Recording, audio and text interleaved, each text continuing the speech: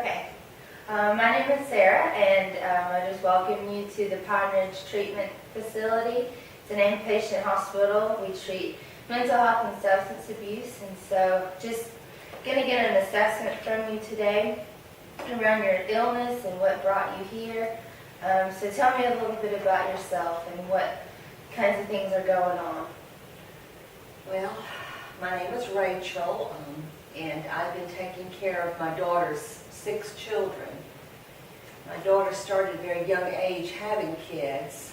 She was 15, and she's divorced 2 husbands, and basically the little one has some type of learning disability. He's not doing well at school. He's 6. The next one is 9 years old. Her name is Melinda. Melinda's pretty smart, but still, it's just a lot of responsibility to be responsible for getting her to and from school. Then there's Simone, who's 12. There's Brianna, that's 13. And then goes into the 2 older boys. Adrian is 5, and Bill is 18. Now the 18-year-old, he got caught stealing, and so he wasn't quite 18, so the police let him just go to court and said that if he would go to this facility for rehab, that they wouldn't put him in jail this time, but he continued to do things and to involve other people. But the other kids were always younger, so he was the liable one. So he's not living here anymore. I just take care of the other 5. And my daughter just up and left. She just decided she couldn't cope with it. And of course, they're my grandchildren. I've got to take care of them. I went to my physician, my family physician, and he put me on Lexapro. But then, it wasn't helping. So there might be something else that needs to be done. You might need more medicine. So it sounds like you have a lot on your plate, and have you clinically been diagnosed with anxiety or depression?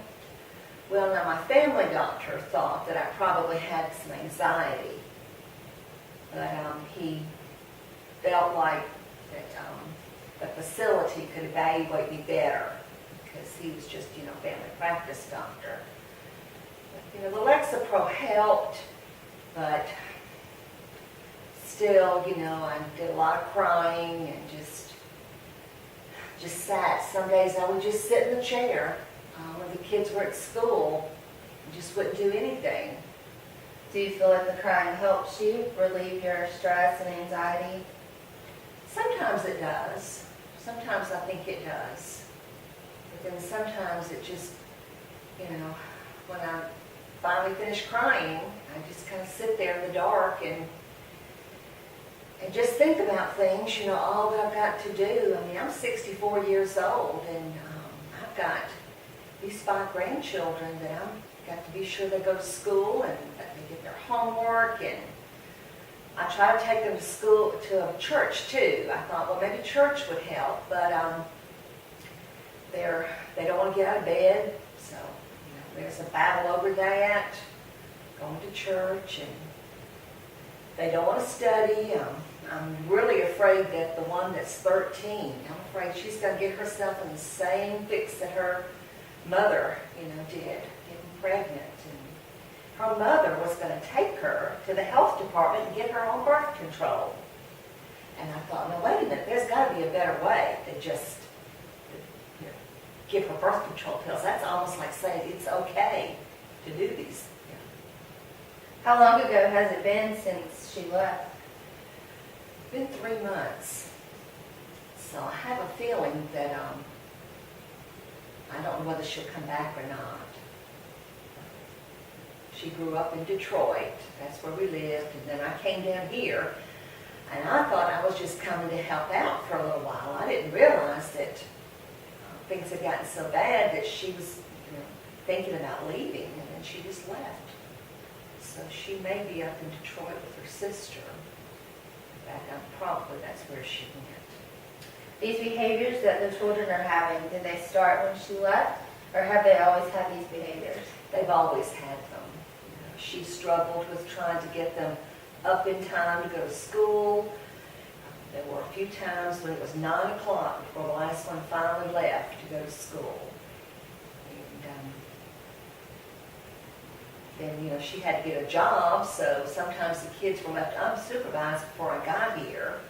So I don't know what they did, at that time, because the oldest one was only, he was 15. And so I don't know whether, the Department of Family and Children and Services, I was afraid they would come and take those kids because the 15-year-old, I'm not sure how much supervision he gave them. But they never wanted to do their homework, and they didn't want to go to school, and they were disobedient. She tried to get them to help her with the housework, because you can imagine cooking and cleaning for that many.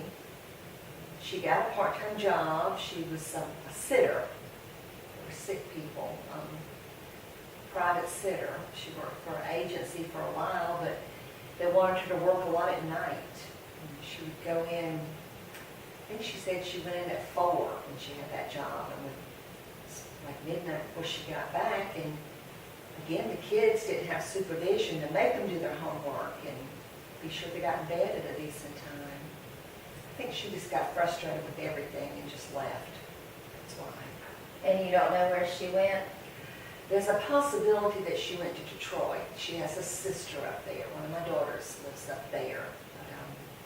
Her contact information, do you have anything, a way to call her or her sister? I have a way to call her sister, my daughter. And I have a feeling the kids have been calling because, we do have one cell phone. I think the older one had the cell phone, but he had to leave it behind when he went to get rehab from his problems. So I think that the one that's 16, 15, almost 16, I think he's been calling his mom. But I thought, well, maybe if I could just get them to a point where they were, listen to me and that they would go to school, and she would see they're doing better and she would come back. So I haven't personally talked to her. Do you feel like that would be something that would motivate her to come home, to talk to her about that? Yeah, I do. Because the kids are starting to understand that I really want to help them. And if I told her, that the kids and I were kind of working together to do things where the kids would go to school. And they have actually, the last few weeks have been better. They have been getting up and going to school. We talked about, if they would do these things, that maybe their mama would come back because she realized that they were trying. But I think it was just so overwhelming. I have 6 kids and no husband, and trying to feed them and be sure they were safe. So I think I should. I think I should call her and talk to her and let her know that they're improving. Because that may relieve some of your stresses with worrying about where she's at. And she can also give you an estimate amount of time maybe she would be back. Or maybe with your anxiety, not knowing where she is may cause a little bit more stress for you within the home. So just knowing a plan that she has, if she's going to get help, will also help relieve you of some of the stress. It sounds to me that you're pretty stressed out with the situation and not knowing where she's at. Yeah, I really am. And I think that's why my family physician thought that I needed to get more help. And I can see I need help. Are you sleeping at night? I'll wake up several times through the night because I'm afraid the kids might try to slip out, be with their friends, and so I just, I'll wake up and I'll go check on them, and so probably about 2 or 3 times a night I wake up and go and check on, especially the little ones. But the girls I'm really worried about, the 12 and the 13-year-old, because they're at that age where boys are looking at them and they're looking at boys. And they're cute girls. So it sounds that she couldn't handle them all herself, all the 6 children, and that she called you for that support. Now that she's gone, who is a support system for you? Well, I guess I don't really have one. There's a neighbor that comes over sometimes when all the kids are in school, and she'll sit down and talk with me a little bit. But as far as someone that's in constant contact with me, I guess I don't really have anybody. Is that something that you've tried to seek out before, is to try to find that support within yourself? Yeah, I guess I've been trying to do it all myself. Because most of my close friends are up in Detroit. I came down here thinking I was going to be with my daughter and the children. And I don't really know anybody here except, of course, the neighbor. The neighbor got to know me because when my daughter left, and she realized I was trying to take care of everybody, but I really do need some help. Just someone to talk to. I had somebody that could help me work through the things I can do and help the kids. Well, that's what we're here for, to work on some coping skills and what's been going on at home, and try to figure out the stresses and where the anxiety comes from, so that when you feel the anxiety coming on, that you have a plan of what you can do at home, and that you don't have to be away from them within a certain amount of time, because this is a 3 to 4 day program. So what was your relationship like with your daughter, with her growing up? Well, she was, kind of, she liked the men and the boys. And at 15, she was dating, which, her father and I were totally objective to that. We did not want her to be out late at night. And of course, Detroit was not a safe place and everything. So she and I got distant. For a while, she went to live with my mother because we couldn't talk, but my mother seemed to be able to talk to her. So, she was about 15, and then she got pregnant again, I think when she was about 18, second child. So my mother realized that there was a big problem, and so she kicked her out. And then I wouldn't take her back. So my relationship with my daughter was not good until her husband, the final husband, left her.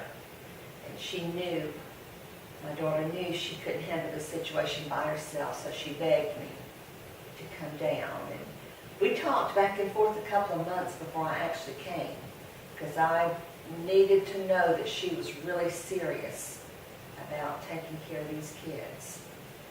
So they're my grandchildren, and I need to try to help. So our relationship got better once I came down, and we talked about things. It seems like it was a cycle, that she went to live with her grandmother because it was easier for you. Now that she has children, it's easier for her, for their grandmother to raise them, because she maybe saw that as a positive influence. Would you agree with that? Yeah. And she was very close to my mother. She did talk to her, and shared some things that she had not shared with me about things that had happened at school and about the boys and everything. So this could be, maybe she thinks that I can relate to her kids better than she's been able to.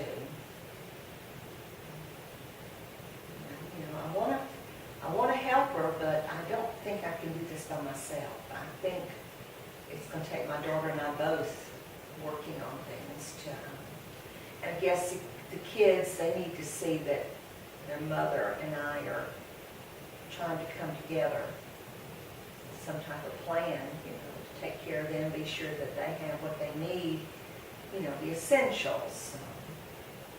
Well, we're here to help you. So what do you feel like your motivation for change is? Are you highly motivated?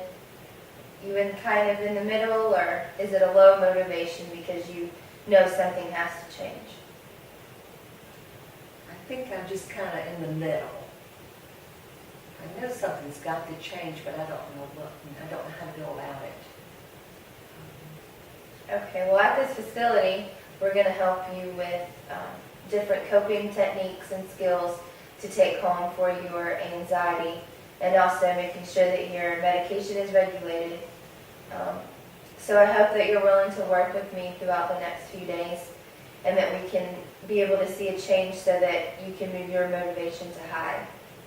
Is that something you're willing to do? Yes, I am. Okay. Well, it was nice meeting you, and we'll meet again tomorrow for another therapy session. Okay, and you'll always be my therapist? Yes. Well, thank you.